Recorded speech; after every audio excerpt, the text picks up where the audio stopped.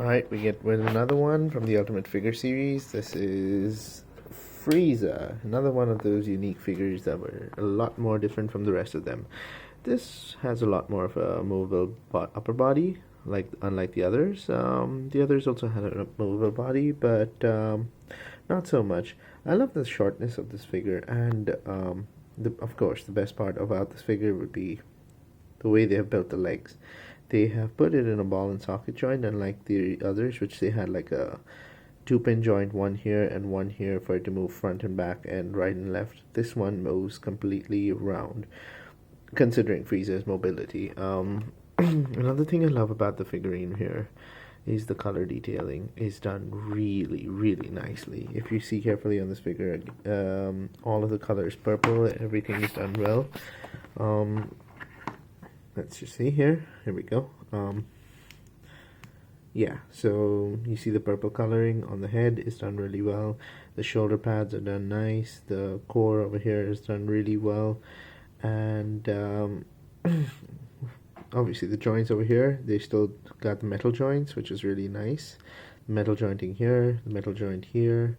The face, the ears, they've gotten really well done. The shaping is good, and the eyes here are really nice, because if you see closely, you will get to see the red color eyes that it has. The Frieza here with the red color eyes, if you see closely, here we go.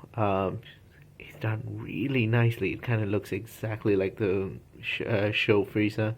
The nose is done better well. Even the lips, the color is a little bit off. I mean, they got the right color, but they did not align it well with the lips. They got the face lines done in details here, the face structure here. Each arm cut is done well. I mean, the body is as flimsy as the Vegeta one, but they still managed to put good detail here. Like, despite the flimsiness of it and the simplicity to the figure, they still have managed to put the detail of this here, or that here, that there. The arms with the extra part here and the little purple parts here, that's done really nicely. The best thing I used to love to do with this figure is like that. Like, it would create like a side beam, make him face like that, and do like a boom like that. It was kind of fun. And the other thing I used to love about doing with this figurine was the tail. Now, I know I've not spoken about the tail yet, but the tail has to be given a little more attention than the rest of the figure, because the tail is done nicely. They got one structure here, three pieces to the tail to make it actually move like round like that, so that you could put it in any form of arrangement that you like. Because the whole thing about the extra appendage here is that you can actually move it a lot more round and round. You can use it for like grappling, use it for the fight sequences, everything. It's really well done, and it's nice and thick from the bottom here, so it does not break. The joints, I've seen them individually after like popping each of them off. It's done well. Now, if I look closely at the creases of this figure here, you will be able to see like lines where the bends are supposed to be, making it look like an actual appendage that it has. And this totally changes the whole game for this figure. It makes the figure look a lot more detailed and stuff. Even the toes and stuff, the toes and the fingernails, if you see, they have done that also very well. They have added as you can see here, the kind of like the purple coloring for the toenails. The shin armors here are done well with the purpling color. Frieza has been, I know that Frieza is like Toriyama's favorite character from the villains, and he has on multiple occasions tried to bring Frieza back into the arcs, but frankly, personally, I never liked Frieza's character so much as a lot of people did, or even Akira Toriyama did. I preferred Majin Buu. Well, not exactly Majin Buu. I always preferred Kid Buu as the villain, because Kid Buu just kind of looked like its design was done much better. It looked more ruthless. I understand, like, Frieza's... The reason why people had interest in Frieza was because of the complexity of the character, and the whole way they built Frieza up over the seasons, like the first arc Frieza had, where he managed to grow from his base form to above, the whole thing about him being an emperor. But at the same time, as the story goes on, he kind of becomes like a hero slash anti-hero, where he does do evil deeds and stuff, but he many times helps out the heroes for his own selfish benefit, as we've seen in Dragon Ball Super. This was best seen like in the Gohan episode, where Gohan was supposed to battle Frost in Dragon Ball Super. Spoiler alert. So Frieza stepped in over there and started beating up Gohan just to convince Frost that he was on his side, but actually he was not on Frost's side. He pretended to beat up Gohan, and eventually he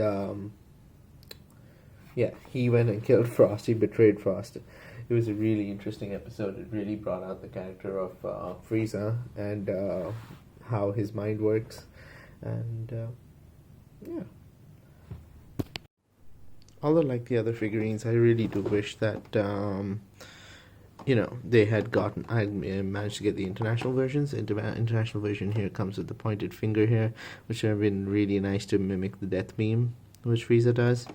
I wish I had that. Right now, I guess the only arms they gave me in the Ultimate Figure series, which I got from India, this version of it, the new boy version of it, it did not come with extra arms, and I really wish it did. It would have been really nice if they added like the extra arms for it, the extra hands, for it, and the extra like parts for it, like the face and stuff. It would have added like a whole different feeling to the figurine. But I seriously couldn't tell you guys why they didn't bring those features to the new boy versions of it. Overall, I would say this figurine is really well done.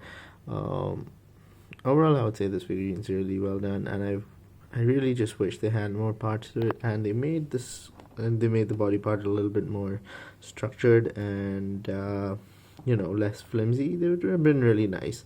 Learn about that. The detailing and all is really good, and I really hope I had like the next version of this, if Frieza had the next form also within the set, like the 100% final form. Like, this is just the final form, right? But there was like 100% final form where his whole upper body bulked and stuff, similar to what like a Goku Super Saiyan 2 would be, like a mid Super Saiyan 2, not exactly a Super Saiyan 2. The form where like they bulk up but they really compromise on speed.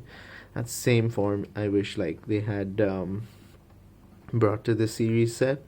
They did bring weakness into that as well when he makes Frost in Dragon Ball Super become that form, and then he kicks him out pretty easy because he tries to teach Frost a lesson, saying that speed is more important than power, and also key control. So yeah, the 100% form may not be most functional, but I really thought it looked cool in the show, and I really hope I wish they had gotten that. I'm just noticing this. It's a little bit of a off-topic thing. The Ultimate Figure series brings Goku Super Saiyan, agreed, but the cover picture, if you see here, is Goku Super Saiyan 2, and they do not have a Goku Super Saiyan 2 figure in this set.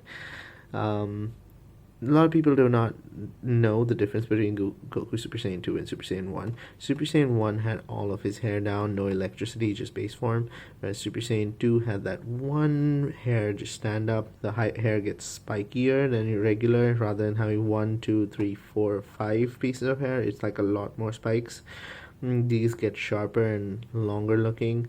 You get to see a little bit more of his scalp here, and obviously the electricity all around him that just kind of gives a better effect to him, showing that he's gotten better key control. So yeah, alright, that was enough of rambling. Back to the figure. I would say really good figure. If you guys are able to get it, it's a really good thing to have. It's probably not available anywhere. If you're able to find one, it'll be probably too expensive, but if you get one, it's not a bad figure to have. It's been like so many years, and this figure has still held up pretty well. No damage to it whatsoever. Just maybe a little bit of like discoloration and darkening, but that just kind of happened because I was a kid and I was playing a lot with it, so color fade happens. So, alright, that's it. I hope you guys like this one. I'll see you next time with a little bit of a different figure. I'm thinking I might bring out my Trunks, which I got from Italy. It was from a whole different set. It was not an official Bandai or anything, but it had really something cool with it. It had like this electron thing. I don't know if any of you have heard of it, but I know the Electron series came out by only this Italian company that made these figures for their market. Those figures usually, had like a stand in which you could put it there. It kind of had like the electron effect thing. I think it floated. I'm not sure. I had only seen it once, I think. But yeah, I had gotten it back in Italy, and I hope you guys like this one. And I hope you guys stick around for the next one, where you guys will see Trunks and his sword in his base form from Italy. Alright. See you guys in the next one. Peace out.